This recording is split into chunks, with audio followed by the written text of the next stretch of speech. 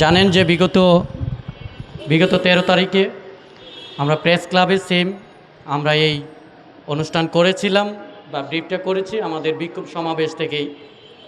এই আন্দোলনটা আপনাদেরকে যদি আমি বলতে চাই, আমি বাংলাদেশ শিক্ষানবিশ আইনজীবী ঢাকা বার থেকে আমরা দীর্ঘদিনের চেষ্টা এবং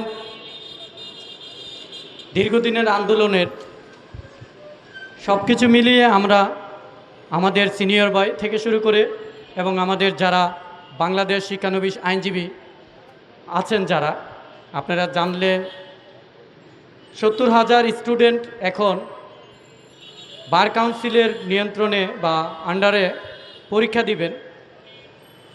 তো আমরা বিগত দিনেও আমরা এই বিষয়টাকে স্পষ্টভাবে বর্ণনা করার চেষ্টা করেছি বা আমাদের বক্তব্যকে স্পষ্টভাবে মিডিয়া বা প্রিন্ট মিডিয়া অন্যান্য জায়গাতে আমরা প্রেস মিডিয়া থেকে শুরু করে বিভিন্ন জায়গায় আমাদের বিষয়গুলোকে জানানোর চেষ্টা করেছি এবং আমরা তারই ধারাবাহিকতায় আমরা আজকেও 19শে এপ্রিল আপনাদের সামনে এসেছি।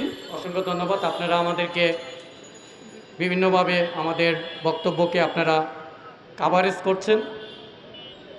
আপনারা জানেন বাংলাদেশ 1971 সাল পর থেকে আজ পর্যন্ত যতগুলো পিরিয়ড গিয়েছে তারই ধারাবাহিকতায় আমরাও বাংলাদেশের একজন